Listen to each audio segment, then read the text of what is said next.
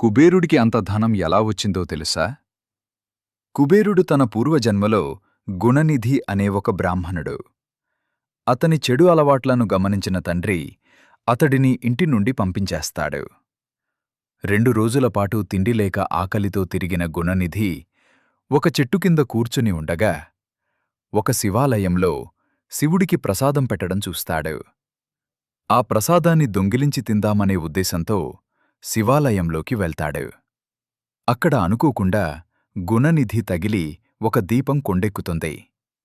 అప్పుడు గుణనిధి తన బట్టలోని ఒక ముక్కను చింపి వత్తిగా చేసి మళ్లీ దీపాన్ని వెలిగిస్తాడు.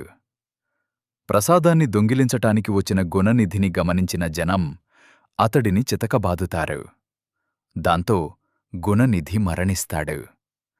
అతను చేసిన పాపాల వల్ల యమదూతలు అతడిని నరకానికి తీసుకువెళ్లడానికి వస్తారు.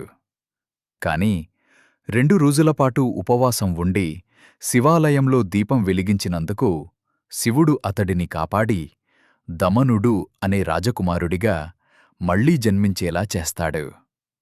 దమనుడు ఎంతో కఠోరంగా శివుడి గురించి తపస్సు చేయగా శివుడు ప్రత్యక్షమై అతడికి కుబేర అని నామకరణం చేసి సకల సిరిసంపదలను ప్రసాదిస్తాడు. తెలిసో తెలియకో శివరాత్రి రోజున దీపం వెలిగించటం వల్ల వ్యసనాలతో ఉన్న గుణనిధి కాస్త కుబేరుడుగా మారాడు. హరహర మహాదేవ.